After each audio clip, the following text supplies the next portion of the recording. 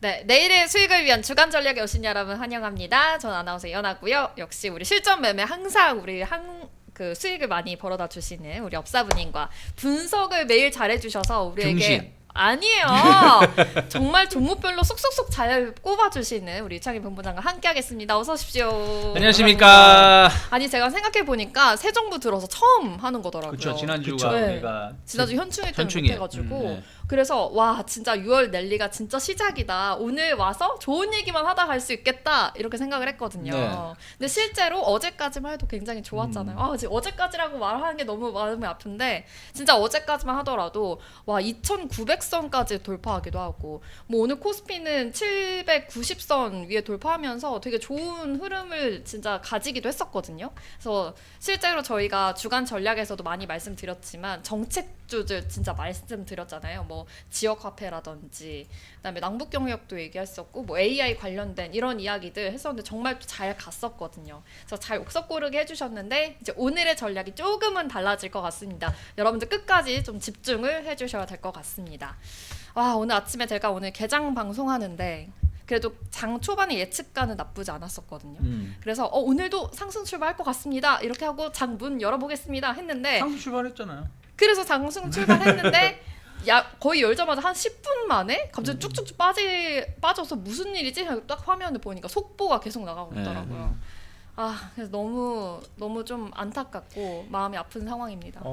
근데 참 신기한 게 네. 뭔가가 뭐라 그러죠? 오비락 뭐 까마귀 날자 배 떨어지고 약간 그런 것처럼 네. 어제 이제 목요일 날 우리는 선물 옵션 동시 만기이었고 보통 이럴 때 그 만기 날까지 지금 콜 시세가 100배가 넘게 터졌거든요. 근데 만기 날까지 기어이 끝까지 콜 시세가 터진 거예요. 그래서 이게 외국인들이 어떤 좀 큰 세력들한테는 이들이 의도한 네. 어떤 대로 시세가 나왔을 가능성이 높다. 그러니까 얘네들은 일단 대한민국이 이전에 비해서 안보적인 문제나 이런 것들이 상당히 안전해졌잖아요. 네. 그리고 이제 대통령 후보 중에서 유력한 그때 당시에 이제 유력한 후보의 정책의 어떤 것들을 분석을 또 하는 팀이 있었겠죠. 그래서 그렇게 봤을 때 상법 개정부터 시작해서 주주의 어떤 가치들을 좀 높여주는 심지어 이제 배당 소득 배당 세율을 낮춰주거나 분리과세하거나 이런 얘기들까지 나오고 있으니까 한국 시장 자체가 매우 매력적인 시장이 되는 거예요. 그렇죠. 그러니까 그 명분으로 애초에 급등세를 지수가 팍팍팍팍 갈 수 있게끔 그 돈이 1조 막 이렇게 들어왔었잖아요. 그죠? 네. 그런 것들이 아마도 계획적으로 하고 끝까지 끌어올리는 어떤 요인 중에 하나이지 않았을까. 그리고 사실 지금 이제 미국에서도 이거 저 핵심 인력 빼놓고는 좀 빠져. 이라크 뭐 그렇게 빠지라고 지금 전쟁 위험이 엄청 커지니까 그런 것들이 나왔는데 수요일부터 나왔잖아요. 네. 근데 어떤 증시 반응적인 부분들이 끝까지 그렇게 올려놓은 거는 네. 이제 동시 만기로 인한 수익을 끝까지 얘네들이 챙기고 그 포지션이 정리가 된 다음에 그리고 이제 이놈들이 고 이슈가 더 크게 터트려지면서 조금 금요일 날은 흔들게 된 요인이 됐을 텐데 이제 문제예요. 어쨌든 그렇지 않아도 원체 그 너무 많이 올라와서 네. 그죠? 워낙에 급하게 상승이 있었기 때문에 조정이 좀 들어올 만했어. 그쯤 됐어요. 맞아요. 이 전 고점 넘어갔고요. 이 전 고점이 언제인지 아세요? 작년 7월이에요. 이때도 보면 네. 이때도 보면은 작년 6월 만기가 이날인데 네. 이날도 기어이 만기 날까지 쳐올린 거예요. 그러네요. 목요일. 갭으로. 예. 기어이 이날까지 콜로 네. 먹게끔 올려놓고 살짝 눌렀다가 다시 또 갔죠. 그다 7월 만기 날이다. 이날도 만기 날이에요. 7월 만기 날 기어이 콜 끝까지 먹고 시세가 콜 먹었는데 또 먹은 거잖아요. 네. 그러고 나서 끝나니까 틱 하니 마치 오늘 느낌하고 좀 비슷하죠. 여기도 조금 어떻게 보면 만기가 지나고 툭 내려오는 약간 그런 느낌 정도 부분들이라서 아마도 이제 그 세력들의 입장에서는 끝까지 먹을 만큼 먹어놓고 난 다음에 이제 좀 오버 슈팅을 좀 시켜놨지 않았을까. 그래서 그 오버 슈팅 한 게 되돌림을 좀 주는 정도이고 지금 이때까지는 그래도 그죠? 이스라엘 이란하고 이렇게 충돌이 일어나면 이스라엘은 약간 진심을 때리는 것 같고 덤벼라 덤벼라 이참에 너 나한테 덤비기만 해봐 내가 너를 완전히 밟아버리겠어 하는 그래서 아주 긴 시간 동안 재기가 어렵게 만들어 버리려고 작정을 하고 때리고 이란은 내가 여기 말려들면 안 되는데 대통령도 좀 이제 바뀌어서 네. 전투적인 사람이 아니거든요. 그래서 조금은 때리는 신용만 좀 하다가 너 때렸으니까 내가 어쩔 수 없이 난 이 정도는 때려야 돼. 왜냐면 이제 얘네들이 그 걔네 세계에서는 패권국이거든요. 이란이 걔네들 이렇게 C 라인으로 그래요. 뭐 시아파, 수니파 이렇게 이슬람 그 파 중에서는 네. 걔네가 또 그렇습니다. 전투력도 높은 편이고 그래서 때리는 척이라도 해줘야 돼요. 안 그러면 안 되거든요. 그래서 이제 그렇게만 하고 또 넘어가고 쓱 하고 넘어가고 했는데 야 요번에는 조금 제대로. 무슨 혁명 사령관 저기 총사령관도 네. 사망했지. 그러니까요. 그다음에 그 핵 네. 과학자 핵 과학자 2명이 또 사망하지. 이거를 과연 이번에도 그냥 그렇게 때리는 척 아니면 다 막을 수 있는 수준의 공격하고 끝날 수 있을까에 대한 걱정이 좀 커서 그래서 막 에너지 관련주들 유가 관련주들이 오늘 상한가 무더기로 들어가고 네. 해서 시장이 마지막까지 큰 변화를 갖지 못한 걸로 봐서는 조금 시장의 그 우려감이 네. 이전보다는 커져 있는 것 같다라는 좀 생각이 들어요. 정말 말씀해 주신 대로 지금 타이밍이 지금 까마귀 희한하게. 배 떨어진 것처럼 정말 어제 딱 선물 옵션 동시 만기일이 끝나고 오늘 어느 정도 외국인들의 수급도 덜 들어오고 뭔가 그러겠다 예상은 했지만 요게 전쟁까지 겹치면서 더 지금 악재가 있는 것 같습니다. 지금 6월 초 2주 동안 좋았는데 지금 이제는 이 악재의 시작이라고 또 말씀해 주신 것처럼 유창현 본부장도 약간 이렇게 보시나요? 그러니까 이번에 이제 이스라엘 네타냐후 또라이 행동은 약간 그전과 다른 패턴이에요. 왜냐면 그전에는 약간 약속 대련이었어요. 약속? 대련. 대련. 네, 무슨 말이냐면 이스라엘이 공격을 할 때 미국에다 얘기를 해요. 이번에도 얘기를 했다고 하지만 우리 여기에 만약에 5군데 칠게 그러면 미국이 야 하나만 해. 2개만 해. 적당히 하자. 네, 바이든이 뒤에서 약간 조율을 저는 했다라고 생각을 해요. 그러니까 공격을 하더라도 1-2개만 한 거야. 네. 근데 이번에는 뭐냐면 무차별적인. 난 처음에 그때 9시 10분이었네 오늘? 그때 이제 공격했다고 나오더라고요. 끝이겠지 했어. 좀 있으니까 또 어디 공격했대. 또 어디 공격했대. 이런 건 없었거든 사실 네, 최근에. 맨 처음에는 네. 근데 초토화를 바로 시켜버려. 네. 근데 막 이렇게 했고 그러니까 이제 이란 입장에서는 아까 마감 때 3시인가 2시 40분인가 나온 뉴스가 200개 드론을 보냈다. 맞아요. 뭐 그런 뉴스가 마지막 거기까지만 확인을 했는데, 그러니까 이게 예전 같으면 이란이 이제 그 다음 날이든 다다음 날이든 어떤 군사 회의를 하거나 뭘 한 다음에 반격을 했는데 지금 바로 즉각 반격을 한 거잖아요. 네, 응징을 바로. 그런 거는 사실은 이게 그전에 좀 다르다. 그리고 또 하나가 다른 점은 뭐냐면 그전에는 이스라엘이 여러 국가들하고 전쟁을 하고 있었어요. 전쟁이라기보다는 소규모 전투, 네. 팔레스타인이 됐든 레바논이 됐든 요런 애들하고 이제 싸우고 있었는데 최근 6-7개월 동안 그런 게 없었잖아요. 그러니까 한마디로 준비를 제대로 하고 있었던 거야. 그리고 이제 이란에다가 제대로 공격을 한 거지. 네. 그러니까 이란 입장에서는 대통령 입장에서는 한 번 크게 참은 적이 딱 한 번 있었어요. 언제 참았을까? 작년에. 거기 대통령 취임식에 초대 그거 때려버렸던 대통령 취임식 하는 날 파티하는 날에 테헤란로에다가 폭탄 테러 했잖아요. 그렇죠. 그럼에도 불구하고 이란 대통령이 참았단 참았어요. 말이야. 그 정도면 참았어. 네, 진짜 이건 엄청난 거거든. 네. 참았단 말이야. 그러면서도 이란이 그 전에도 공격할 때도 야 우리 그냥 있을 수는 없으니까 말씀하신 것처럼 미사일 1-2개 쏜다. 이미 통보하고 쐈어요. 통보하고 쏘면은 이게 뭐가 있냐면은 이란하고 우리가 보기에는 북한하고 우리나라처럼 보이잖아요. 그게 아니야. 한 1000km? 700-800 그 거리가 있어요. 국가 간에 이 거리가 있단 네. 말이야. 그러니까 그렇게 쏘려고 그러면 여기서 준비하고 있지. 에이, 이러면서. 그러니까 그전에는 약간 약속 대련 같은 느낌이었더라면 지금은 그게 아니라는 거예요. 그리고 이란을 되게 무시하는 분들이 계신데 이란이 군사 강국이에요. 그래요. 네, 뭐 저기 이스라엘에 뭐 아이언 돔이 있는 어쩌네 해도 우리나라도 마찬가지예요. 뭐 미사일 요격 시스템 다 있어도 북한이 있는 미사일 다 발사하면은 다 막을 수 있겠어요? 방사포 예. 못 막아요. 못 막어. 못 막죠. 그러니까 막을 수 있는 것도 있고 아무리 해도 못 막는 것도 있단 말이야. 근데 이란이 진짜 맘먹고 해버리면 또 다른 얘기거든. 그래서 이런 부분들이 일단은 그전하고는 패턴이 다르다. 근데 결론은 뭐냐면 어제보다 나의 마음은 편해요. 왜요? 그제보다 나의 마음은 편해. 너무 많이 올라갔는데 언제 또 네. 떨어질지 모르는 불안감. 네. 어제 그제는 내가 주식을 사고 싶어도 못 사겠는 거야. 왜? 맞아요. 지금 클릭하면 얘가 고점인 것 같은 거야. 맞죠.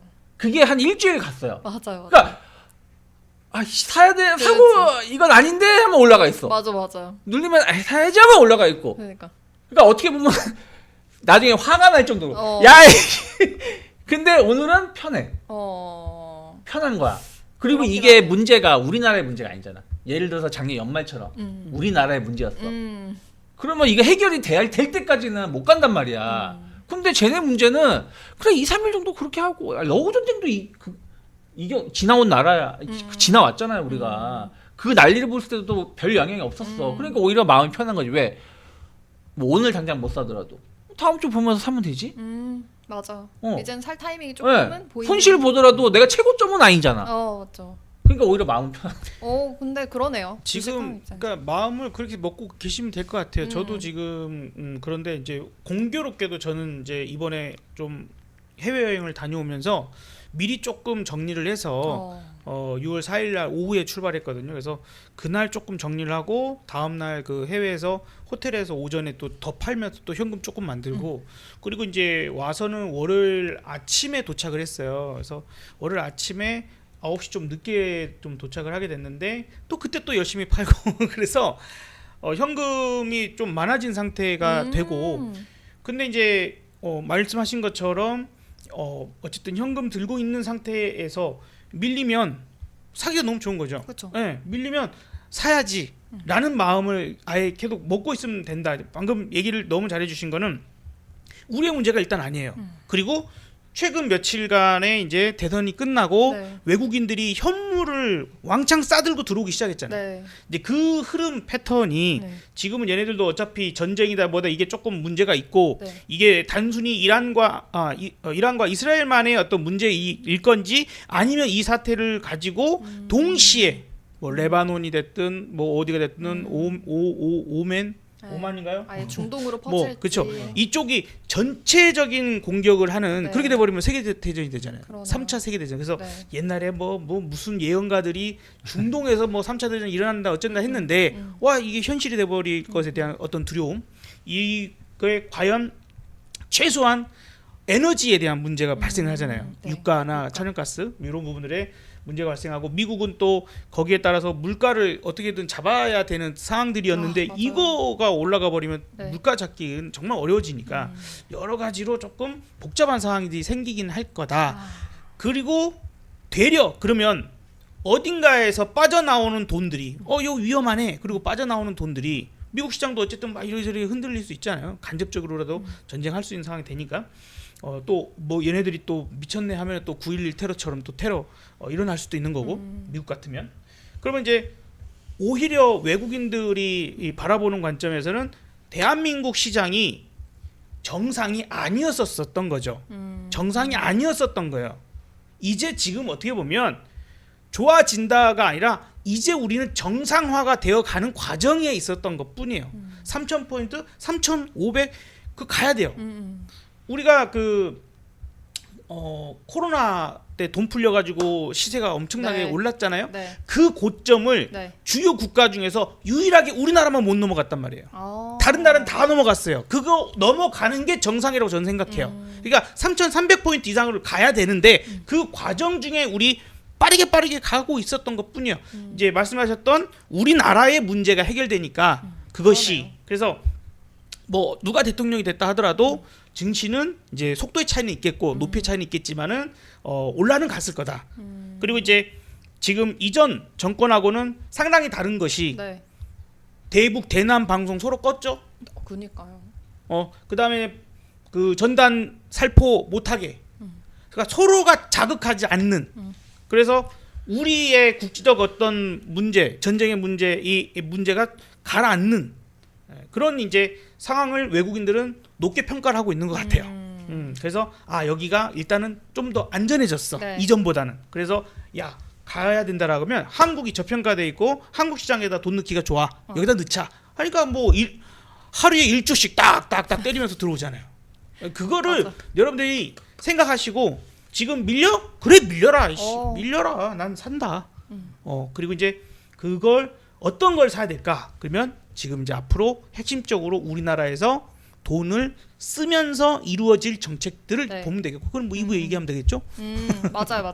지금 그래서- 말씀해 주신 대로 네. 네. 그래서 이제 저는 그리고 이제 최악의 시나리오를 네. 말씀하셨던 걸 말씀드려도 이거는 어떻게 보면 전 최대 호재가 될 수도 있어요.